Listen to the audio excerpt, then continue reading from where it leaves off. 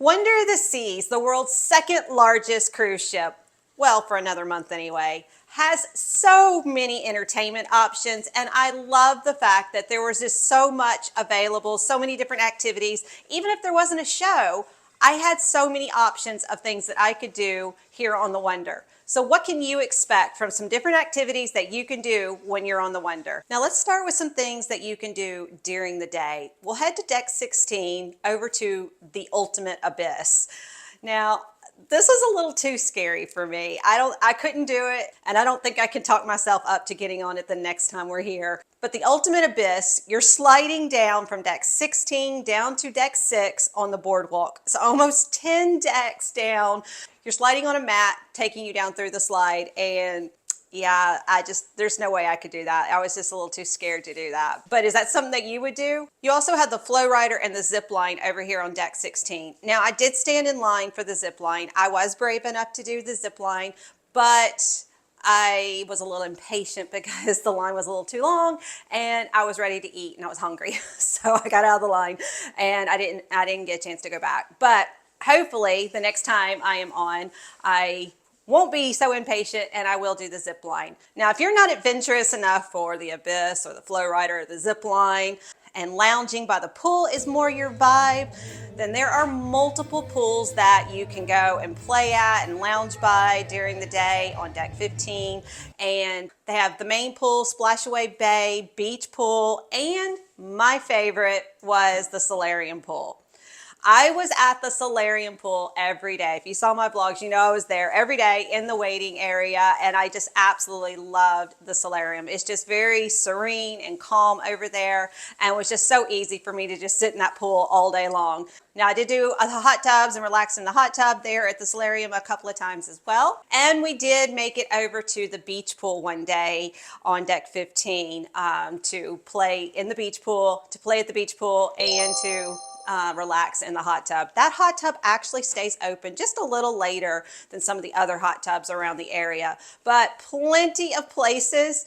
If you want to lounge by the pool or relax in the hot tub, plenty of places on deck 15 for you to be able to enjoy. Now, if you're wanting to see a full area of all of these, a full tour, definitely check out my video here. I have a full walkthrough that you can see all of the main pool, Splashaway Bay, and I'll walk you through all of that and share all of that with you. All right, let's head inside and get ready for the nightlife. There is so much to do at night here on the Wonder of the Seas. With more than 19 bars, you're never going to be without a place to find a drink. So there is so many places that you can go and listen to music. The promenade always has music every night. They have live music going. So you have multiple places there on the promenade, such as Bolero, Schooner Bar, Cask and Clipper, multiple places there on the promenade that you can go and get a drink and you can sit and listen to the music. One of the places that I enjoyed was the Rising Tide Bar. Now, we did go over there during the White Night, and White Night was a lot of fun. They also have several different theme nights. They have White Night, the 80s party.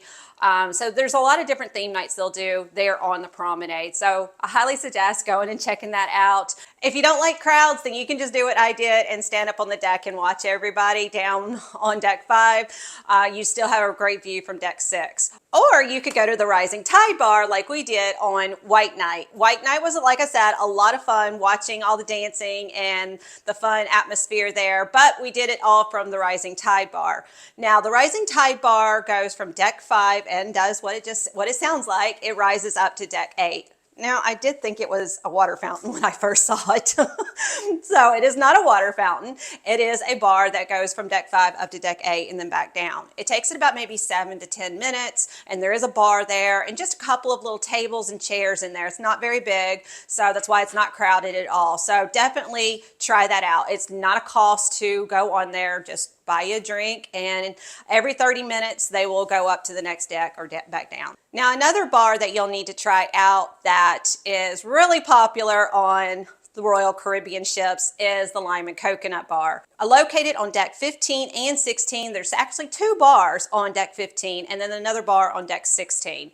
And if you're going to the lime and coconut, I really recommend going and getting the lime and coconut drink. It comes in with those little buckets and it's a really good drink. I really enjoyed it. Grabbed me a lime and coconut drink and went over to the solarium to sit and relax. Now, if you're still on the promenade, still looking for a drink and you're looking for some creative and fun excitement to your drink, then go over to the Bionic bar. This is where you can see a robot making your drink. I first saw something like this when I was in Vegas, and if you've never seen a robot make your drink, then definitely head over to Bionic Bar. Even if you don't buy a drink, just go over there to watch it. It's really pretty cool. You'll put your order in on a kiosk, and when you put your order in on that kiosk, it'll send it over to the main screen. It's kind of like a mirror screen, and you'll see your order placed up there and then how much longer it'll take before your order is ready.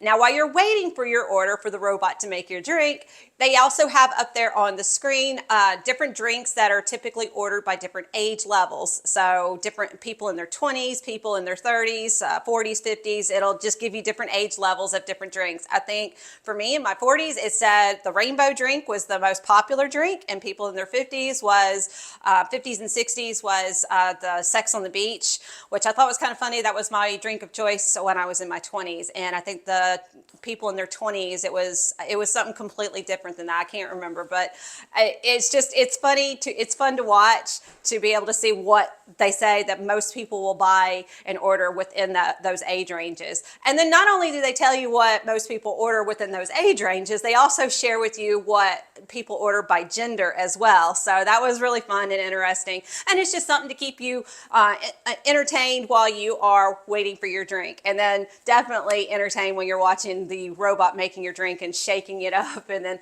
when you get ready to go and get your drink, all you got to do is scan your CPass card and it swipes your drink over to you. So my drink, I got a Malibu and pineapple drink. Really good drink. It's usually my drink of choice when I'm not quite sure what I want to order. And it was like $14. So not terrible, but it was a really good drink and definitely fun and creative experience. Another fun bar that we enjoyed was the Mason Jar. The Mason Jar is located on deck 15, right down the hall from the Windjammer, and it also is a restaurant. So if you like Southern cuisine, definitely try out the Mason Jar for brunch or dinner.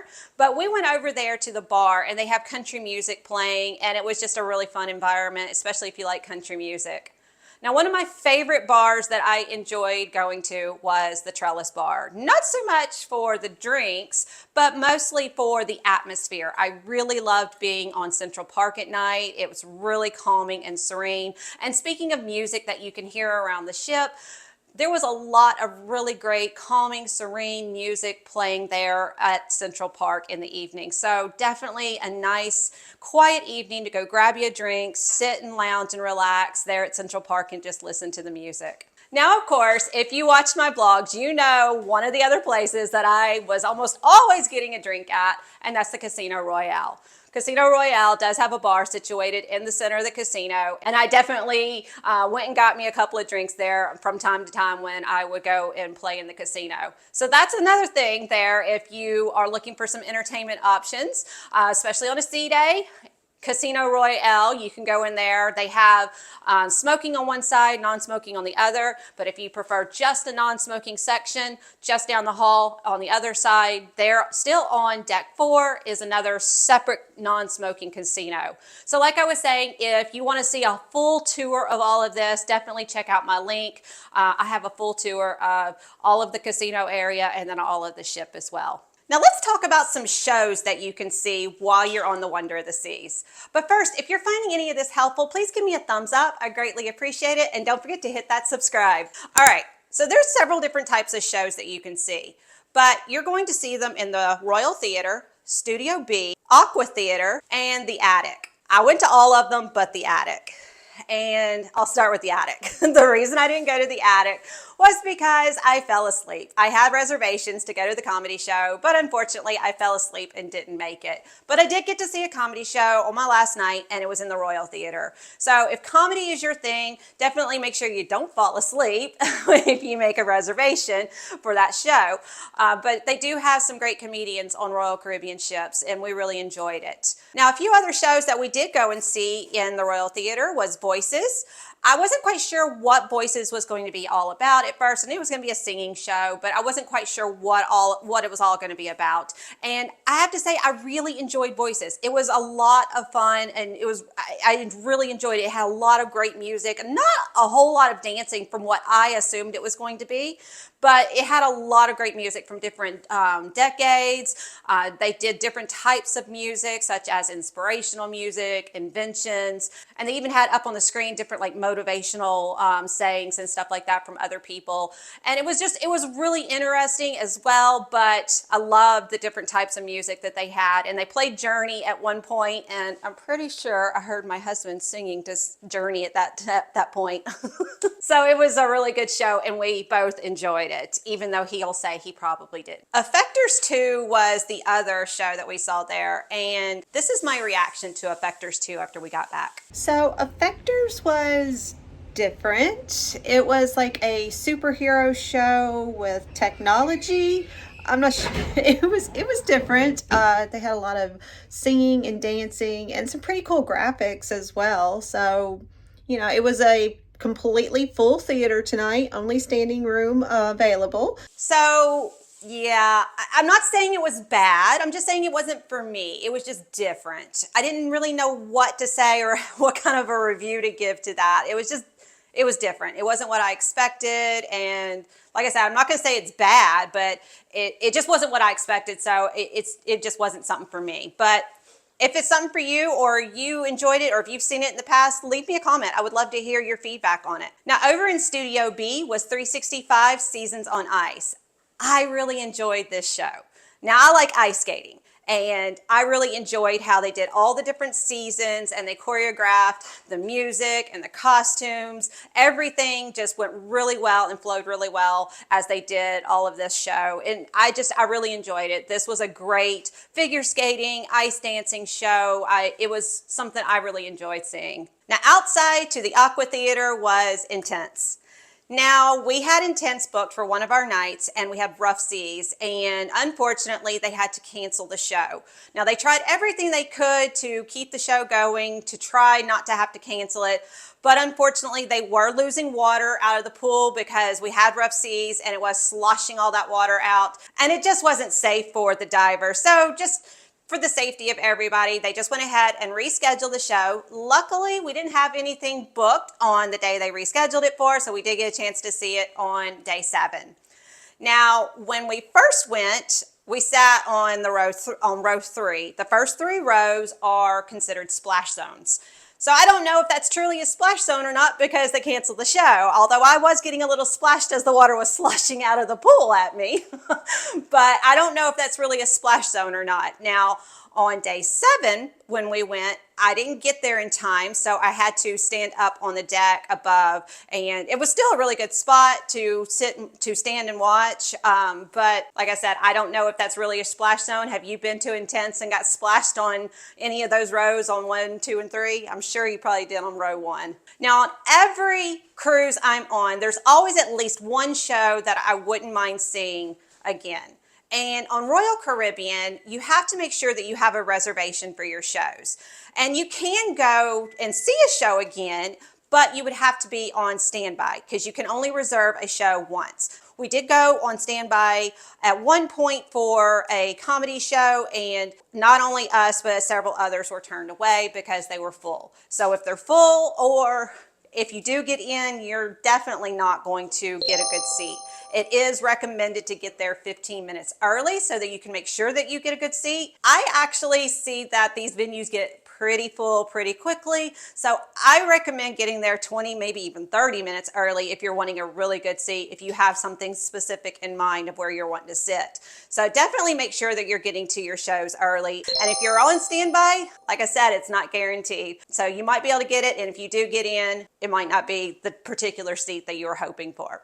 Let me know what shows and what activities you like to do when you're cruising. Thank you so much for watching. Bye for now.